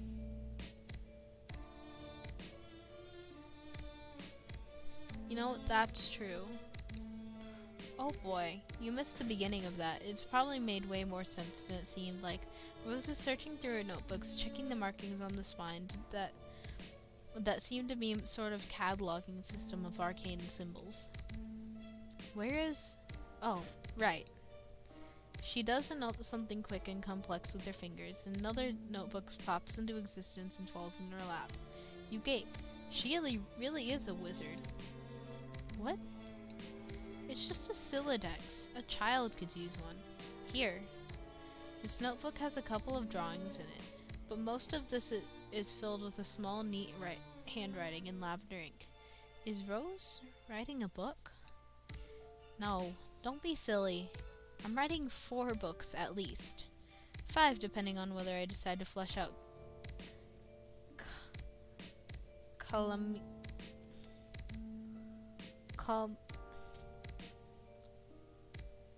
Calmasis's backstory. It isn't strictly necessary, but does add a certain amount of valuable character insight, which renders their actions in later volumes more sympathetic. Not that I need all of my anti-heroes to be sympathetic, I'm just thinking of what the literary reviews would say. You nod. Smart. You never would have thought of what what the literary reviewers would say. She's honestly impressive for someone her age. Age has nothing to do with it. But don't get carried away. It's only a rough draft. You ask her if you can take a look. She hesitates, but you doubt she would have shown it to you if she didn't want you to look. What the hell? If you can't trust a strange spherical imprint you met outside in the rain, who can you trust? Right, your thoughts exactly. Rose hands you the notebook and you open it at random, letting fate guide your hands. Fraglish bothered his beard, as if unkinking a hitch in a long silk windstock. A more pedestrian audience would parse at the exhibit. As a nervous compulsion, behavior to petition contempt among the reasonable. He was, however, not surrounded by the reasonable, but the wise, a distinction in men that would forever be the difference in history's garland of treasured follies. As a matter of fact, his card of fellow wizards are all similar, putting similar moves on their beards as well.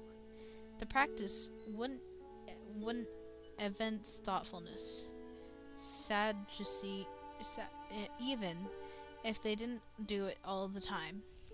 Standing in the line of the bank, shooing squirrels from bird feeders, few occasions were safe. Zaperzan inspected a clue, a single piece of paper, of evidence cradled in his courageous old man palms. It was a human bone, not striking in detail. It told alone so much as that told by the thousands like it, festooning in marshy soil from the mass grave. The grisly expanse bore the texture of the decadent desert, like one of the Samarni's formidable custard trifles, wobbled out on the wheels for the holidays, to dismay of a small nation. "You're certain of this?" asked Friglish. Despite what he was doing with his beard, he was in fact immersed in meaningful contemplation. "I am afraid I am becoming more so with each terrible tick, grossed by that gaudy timepiece slung around your neck." In case it wasn't clear, Fraglish wore a clock Zepperdin didn't care for. It was magic. The massacre of Sears Nelf was not written. Wow, this is pretty dense, but smart. You stroke your own imaginary beard, pretending to ponder the deeper meaning. Yes, intriguing. Zazerpan and Friglish. Clearly there's some history here. Yes, clearly, but what the two of them shared went simply beyond romance. That's why it's gotten so spectacularly sour. Rose becomes increasingly more animated. And she tells you about her gay wizard OCs, like she is far more interested in them than she is in herself. Man, that's another mood. They share an intellectual bond, a mutual dedication to knowledge and the preservation of such. The goal of the learned is to mass their wisdom and keep it from the general dissemination into the main populace of wizards. They feed it to their apprentices in drips and drabs. Of course, this will eventually lead to ruin. Of course. You flip further into the book, searching for the part where it leads to ruin. Ruin sounds interesting. Oh, more. Great. Zarzaman knew he would see his wayward apprentice again. He knew it like he knew the tide would turn and the sun would blaze to its zenith as each inexorable day passed. Now they stood diametrically opposed across an overgrown cheese board. His apprentice's eyes were hidden behind dark glasses, but Zarzapan knew if he could see them, they would be riddled with madness of void.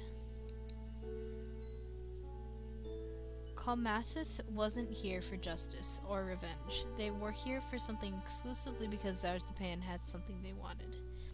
Something they were owed. Wow, this This game is calling me and my gay wizard OC's out. You flip through the notebook, checking out drawings. There are a lot of wizards, each more bearded and vulnerable than the last. One of the pictures, the most recent, maybe since it's on the very last page of the journal, is two young wizards, the twins, maybe. They have gray hair and are wearing slick green suits, and they're standing back to back with their arms entwined into the middle distance. What's wrong with the cheese board? Am I missing something? It's like a cutting board, but for cheese, and it's just on a table. It's very anime. You compliment Rose on her artistic prowess. Yes, thank you. They're all right. I'm a much better writer than I am an artist. Oh, it said. Wait. Oh, it said chessboard, and I said. Hold on, wait.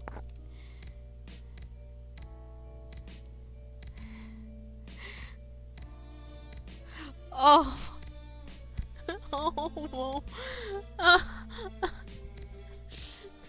It's a cheese board now.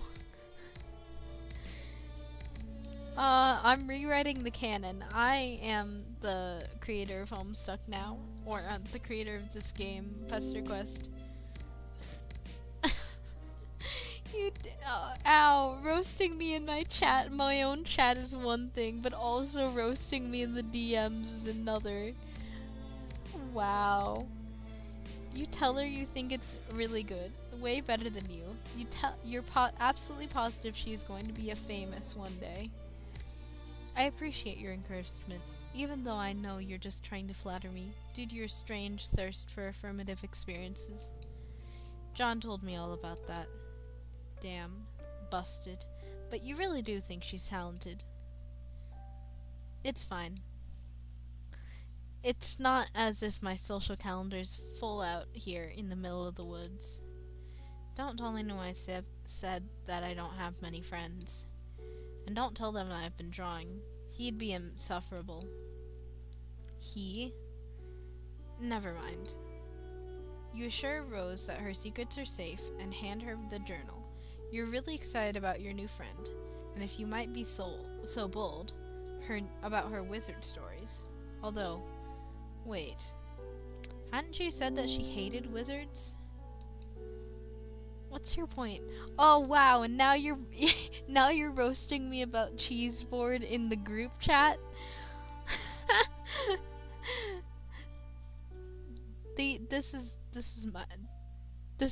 Why am I friends with you? I'm just kidding. You're great. Why? But why? Why would you do this to me?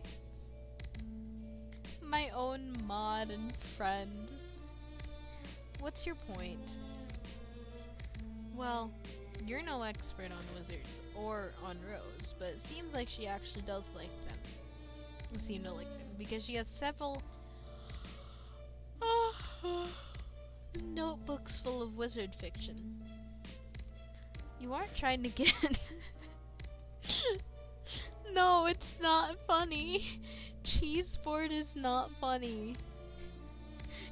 You aren't trying to get, real here, but maybe it's possible her mom isn't the only one in the family who likes wizards. Rose pulls her book out of your hands. That and the rest of the books vanish in the thin air. Oh, right. That must have been that. What had she called it? Silodex? She doesn't look angry exactly, but the lines around her mouth and eyes soften, like she talked about her book hardening. But the lines around her eyes and mouth that softened as she talked about her book had hardened back up. Her eyes glitter menacingly. Oh, is that right, Freud? Well, why don't you diagnose me? Oh, hey, wow. You weren't trying to be condescending or whatever. Clearly.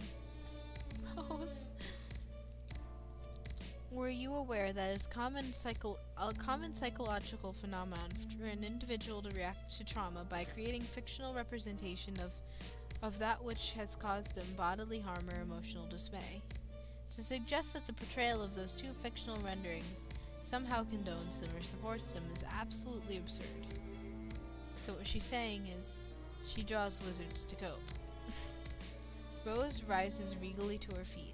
The lightning turns her into an ethereal silhouette. What I'm saying is I don't need to justify my fictional predilections to you or anyone else.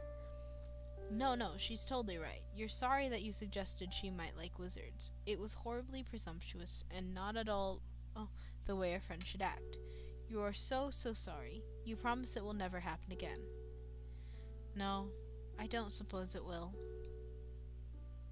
It's probably just because of Rose's hair. Rose's hair is such a pale blonde, but it almost looks like she's glowing in the dim bedroom light. Light behaves a little different around her than it does on everything else. Would you look at that? It appears the rain is lighting up a bit. The rain is actually hitting the window so loudly you're actually having trouble hearing her. And your point is? You can just zap yourself out to where the weather is drier. Fuck off. Oh. Damn. I don't think she likes us.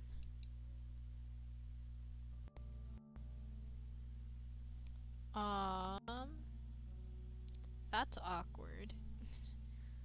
See, I'm going to... Oh, no, that's not what I wanted to do.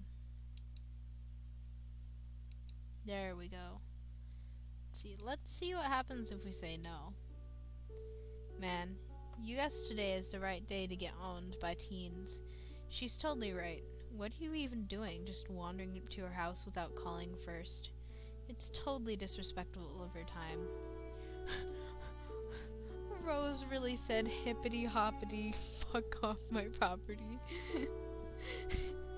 That's gonna be my new way of telling people to leave anywhere. Even if it's not my property, it's my property now. For the bit. No need to self-flagellate. It was a simple suggestion to more critically examine your motivations and actions in the future. No, she's right. You're going. You zap away, aiming for a spot half a mile away into the woods where you become properly soaked and miserable. Oh no, we ended up in the lab. But instead of trees, you find yourself standing in front of a bank of computers. Shoot, you misfired. Wait, you remember seeing a big structure off in the distance when you were in front of Rose's house? You figured it was just some sort of office building, but this looks more like a factory or a secret research lab. The computers show coordinates on a screen that don't mean anything to you. A countdown on clock is frozen on 4:13. All of this has the trappings of don't know how to say that word. Someone set up for you to see.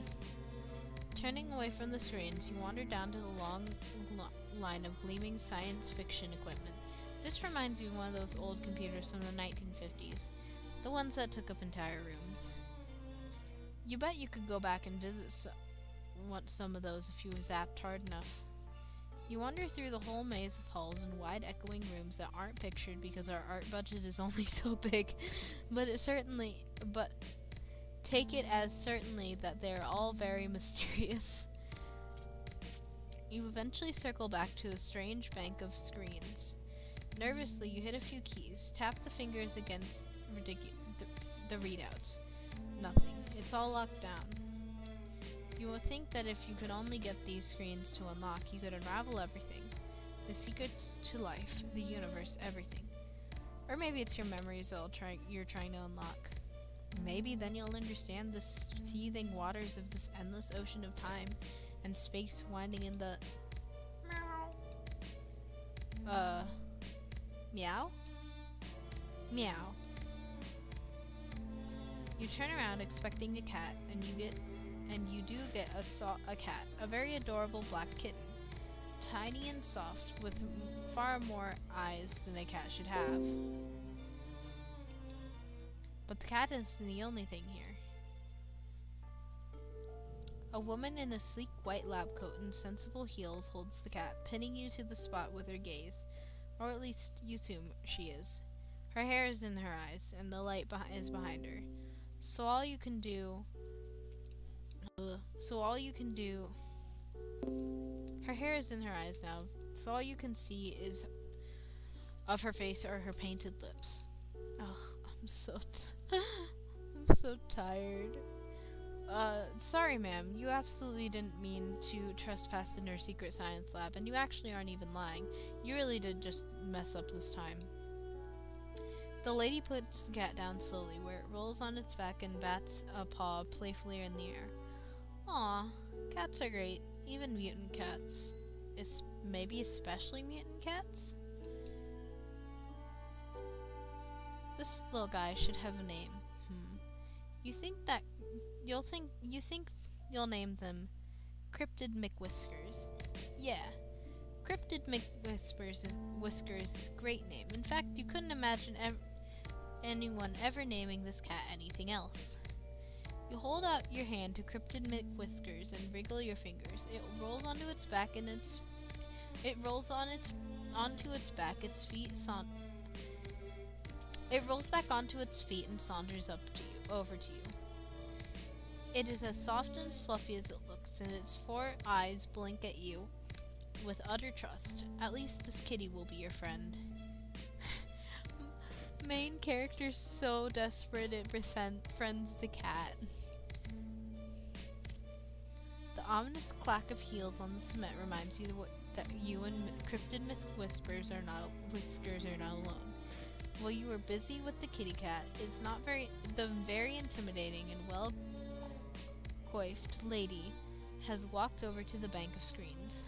She presses a button and it must have some sort of fingerprint recognition or retinal scanning. Or maybe she's just spare things that you are, because it works for her. On the floor, a few feet from you is a round gray profusion, a platform on the floor. You saw it earlier, but you had no idea what it was for, so you just ignored it. What you don't understand can't hurt you, right? You think that's probably right. Unfortunately, I can't... Oh, I think I actually did pet the cat. I already pet the cat. Not of my own choice. The main character did that for me, but... But I did pet the cat, I believe. The intimidating lady presses the button on the screen, mouth turning up at the corners. A flash and a pop, like the pressure in the room changes. You feel it in your eardrums. A pumpkin appears on the round gray platform. Fuck. You aren't really sure what she's trying to say here. Making a pumpkin appear out of thin air is impressive, but probably would have been more so if you hadn't been popping in and out of existence all day. It's gonna take more than a pumpkin to impress you. Pumpkin. What pumpkin? The lady shakes her head and hits another button. The pumpkin vanishes and in its place is a tiger. Yes, you heard that right. A whole ass tiger. Orange and black with big teeth and paws. I don't think I'll be petting this one. For a second, the two of you look at each other. Honestly, the tiger might have been more shocked than you are. Kinda sucks to think about. One second you're just chilling in the savannah, mauling antelopes and drinking at the watering hole, and next you're in a big secret lab in upstate New York, staring down a very unappetizing looking protagonist. Apparently, you're appetizing enough for it to want to try and get a taste, though, because it looks at you. It looks from you to Cryptid McWhiskers, and then charges. I think it wants to pet me, but by pet, I mean eat. I also love how the animation for that wasn't like actually drawn or animated. They just scaled it up and to make it appear closer. And then it just slides to the side. You try to book it out of there. The lady in the lab coat looms in front of you. She's saying something. You strain to hear her. The tigers are behind you. What does this button do? Oh, okay.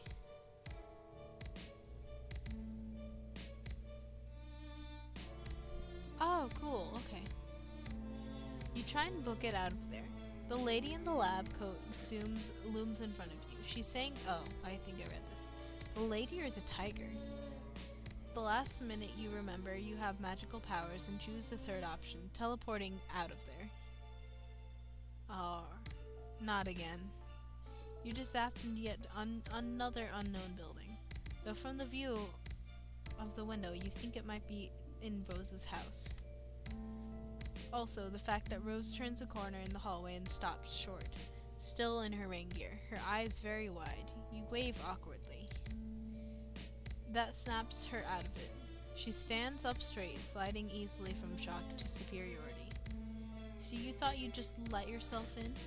After wasting my time mumbling about the mail, a gaudy display of manipulative self-recrimination, and then popping out of existence to leave me to ask myself if I had finally lost my mind. You hadn't meant to do any of that, especially not the last part. She isn't losing her mind, unless both of you are losing your minds together. Rose looks over to you. Rose looks you over. Finally, she seems to decide that you are real. Your predilections towards mailman mimicry weren't all that John told me about. Oh? He also said that you had... Is this gonna be the same? Yeah. Okay. But she just saw you vanish out of in her front yard. Like I said, I could be losing my mind. She could be losing it now, at this very minute, but you see no point in arguing. You hold your out a hand, and after a moment of hesitation, Rose puts her fingers in yours. Her nails are long and sharp. Okay.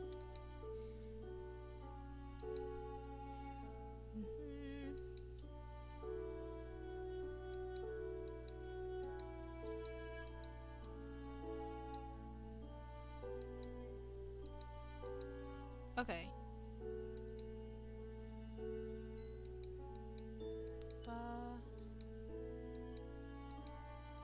This is cool. I like that the paths kind of merge up. So, let's go look for her this time. You're too anxious to sit still, and you aren't the sort of person who just sits here and waits for friends' opportunities to fall into their lap. Better to run headlong into danger, or as such, much danger as minimalist upper middle class house in the middle of the woods can offer. Rosa told you it wasn't safe.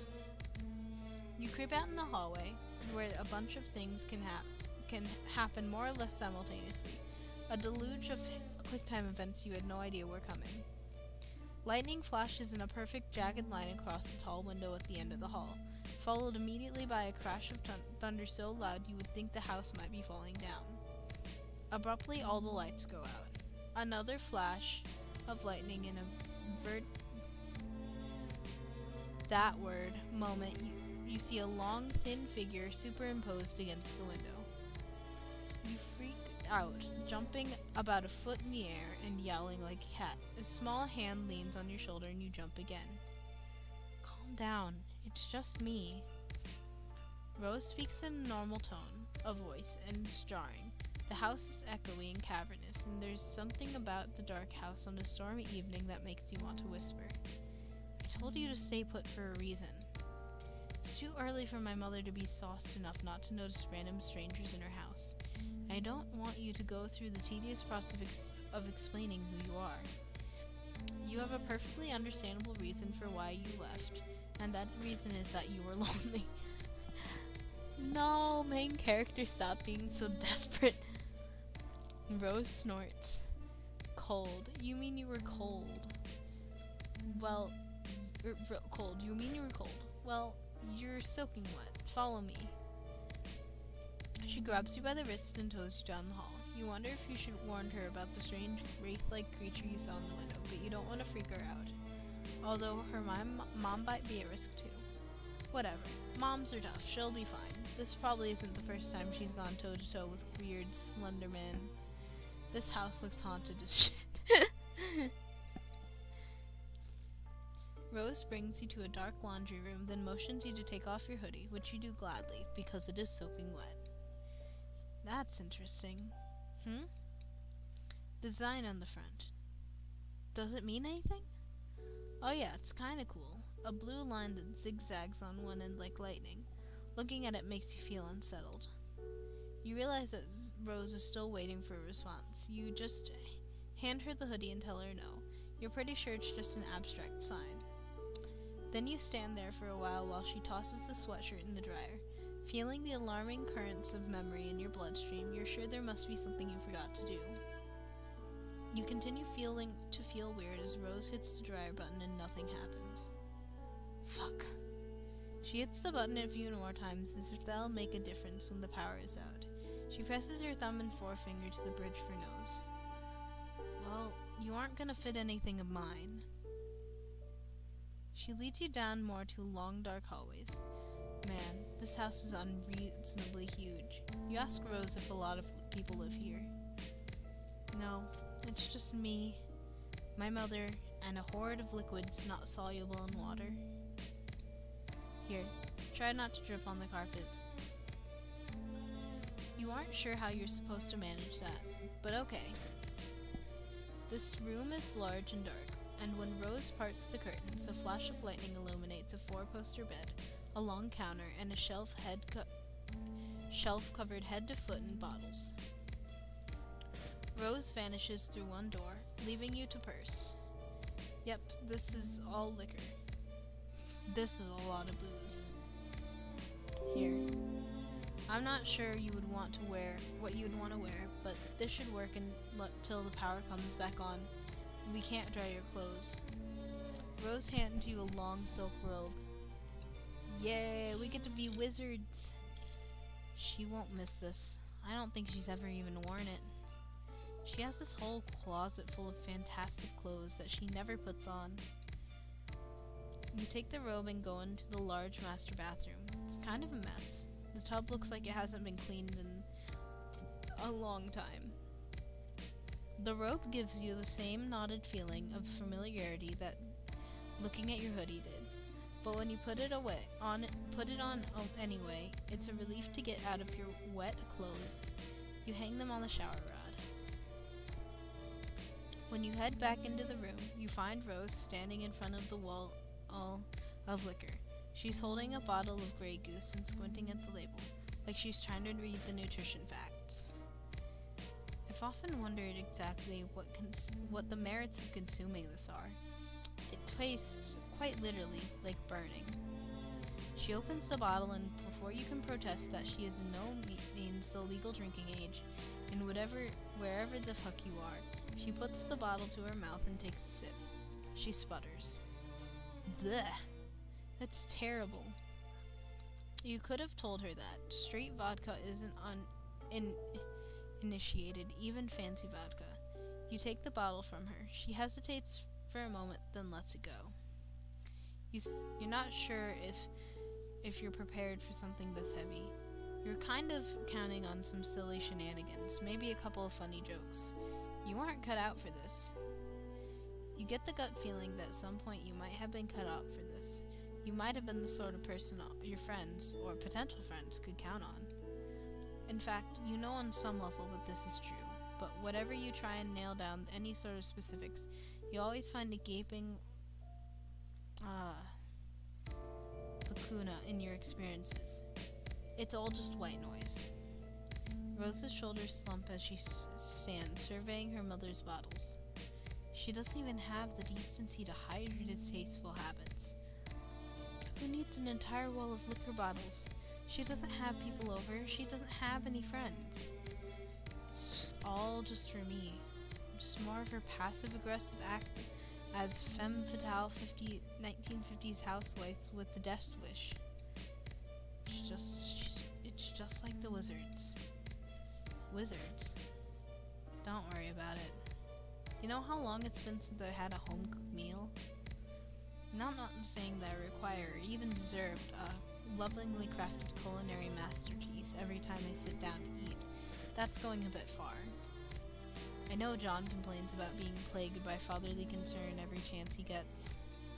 He's overwhelmed by his pastries whenever he ventures from his room. I'm glad my mother doesn't poke her inconsiderable nose into my private affairs. I'm sick of eating oatmeal. Rose. I told you, don't worry about it. But you will worry about it. All you worry about is you worry about all your friends. All 2 of them. Rose smiles with half of her mouth. It seems to be about all she can manage. Lightning crashes. She looks so small and sad against this wall of bottles. You know how to fix this. Thunder rolls and you clench your fist. A friendship clench. You don't know who you are. You don't know why you're here. But you do know that surely you have these powers for a reason. Oops. And what better reason than helping a poor young girl with their troubled home life? Rolling up your floppy sleeves, you get to work. What? What are you doing? You start with the dark liquors first. In your experiences, those cause the worst hangovers and are more likely to contribute to the absence of hot, motherly meals and overconsumption of oatmeal. You grab 2 bottles of rum and 1 bottle of which you tuck into your armpit, of bourbon, which you tuck into your armpit. Then you zap out of the house and into a clearing in the nearby woods. A couple of hours before it started raining, you drop the bottles and go back for more. Are you just stealing all of my mother's liquor? Is this your solution to her alcoholism? Don't worry, Rose can thank you later.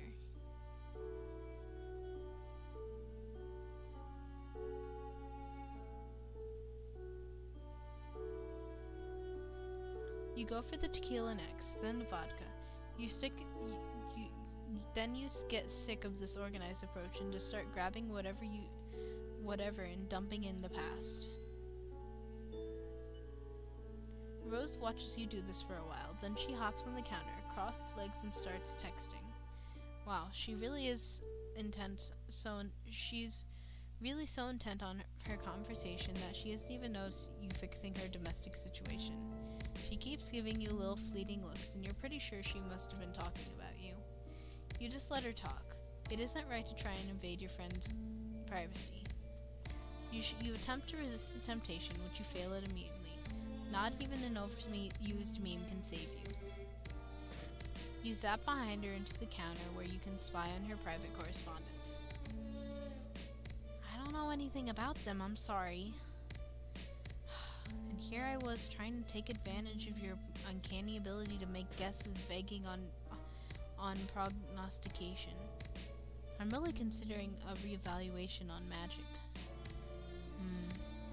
You don't know who this person is. Maybe you should just... You go back in time a couple of minutes to when Rose started her conversation. Your past self is busily zapping back and forth carrying liquor bottles. You hunker down so you don't see yourself in case of and cause a paradox or whatever. The tentacle therapist began in pestering Garden Gnostic. Out of morbid curiosity to shine a light on my future, I come with a metaphorical hat in hand to ask you to consult your dream clouds. Sorry, do you happen to know anything about a strange cardboard cutout creature masquerading as a mailman? Are you sleeping? Sorry, I had to scold Beck. He's been acting really weird all of a sudden. Anyways, is this the same mailman that John was talking about? The fake one who hung out with him? That's the one. They're currently emptying my mother's liquor cabinet in an attempt to prevent her from overindulging herself. Oh, are they drinking it? No, I think they're just dropping into the woods with their magical powers. Oh, Do they know that she could just go out and buy more liquor? That's something you can do where you live, right? Well, not exactly where we live. I think the nearest boozery is a good 20-minute drive. I'm not actually entirely sure where my mother got it all. We don't own a car as far as I know. Something seems like she has the ability to make things appear. I don't know anything about them. I'm sorry. And here I was trying to take advantage of your uncanny ability to make guesses verging on prognostication, as I am recently considering a reevaluation on magic. I'm still pretty sure magic is fake. At least, the kind of magic you're talking about. There's some real magic out there somewhere. Yes, for instance, the sort of that lets you spy on your host's private correspondence while you're stealing her mother's liberations. You freeze. With a concrete zap, you reappear in front of Rose. She sets her phone down and props her chin up on a delicate fist. Sorry. You honestly don't know what got into you. You just couldn't resist using your power for evil. Haven't you heard, with great power comes great responsibility? Rose is right. She's totally right. You've only ever had this power for like a day, so you still aren't used to the idea of being able to just zap all over the narrative. Clearly, you did not appreciate the implications. Zapping all over the narrative sounds potentially stressful. Oh, you bet. You are incredibly stressed right now. Rose laughs. You apologized to her for stealing all your mom's drinks. That was overzealous of you. No, I actually thought it was hilarious. I've never really been one for pranks. That's always fallen more in John's wheelhouse. But there's nothing wrong with occasional stepping outside one's comfort zone. Let's do the vodka next. The two of you work together on gets the place cleared out pretty quickly. You zap Rose along with you to the bright clearing in the field, and for a moment she just stands in a sunbeam, blinking up at the cloudless sky. Her expression says she still might not be totally convinced if this is happening.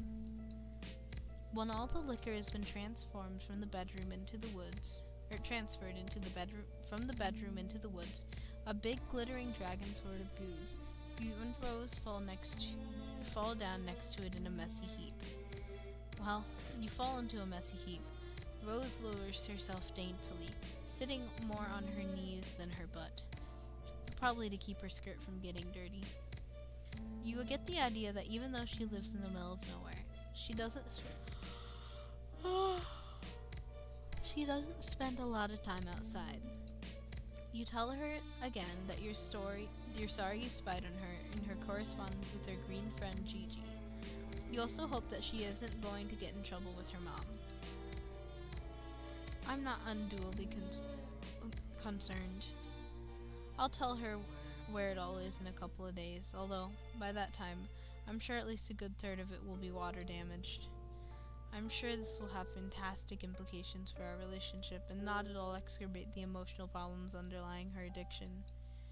You laugh awkwardly. Well, now you just kind of feel like an asshole. Rose lies back on the grass and raises her hand to trace the curves of a fluffy white cloud. She closes her eyes. Perhaps it's just protection on my part, or wishful thinking. Oops. Nope. But ever since I met you, I feel like something has changed.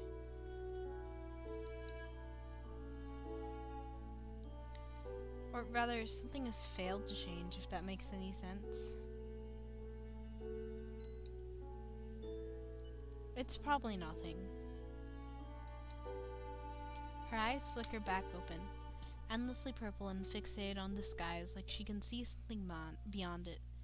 And once again, you feel that there's something really crucial that you forgot. But at least you've made a new friend. And even though you don't think Rose's brand would ever allow her to call you as such, you're lying in a sunny clearing next to a pile of alcohol, and it honestly doesn't get much friendlier than that. Victory! Yay! Let's see the chum roll. Oh. So we got a shorter day, where we convinced John not to play a game. With great power, you helped Rose with her mother's alcoholism. Your method was surely foolproof. Cryptid McWhispers. You participated in the time-honored tradition of naming someone else's familiar. Alright.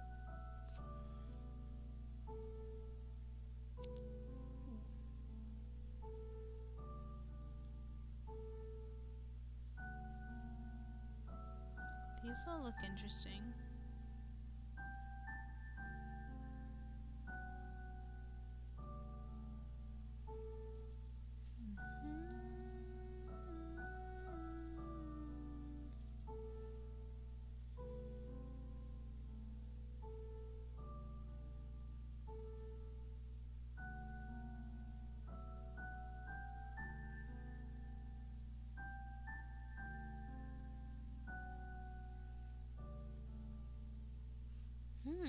Okay, so these are more like achievements. That's interesting. Okay, so that's cool. I'm gonna end this off here. I will very quickly just kind of scroll through the. I'm actually ending the stream right now. I'm just quickly scrolling through the credits for everyone. But yeah. Oh, there's a lot. I thought I could go through this very slowly. But I will see everyone later, probably in 2 weeks or so. 'Cause I have finals coming up and I kind of want to, not fail. So I will see you guys later. I also have a YouTube channel, a YouTube channel where my VODs go, as well as a Twitter and I guess an Instagram, but I don't use it. I have some banger tweets sometimes, and you can also get like stream updates and stuff. So, yeah.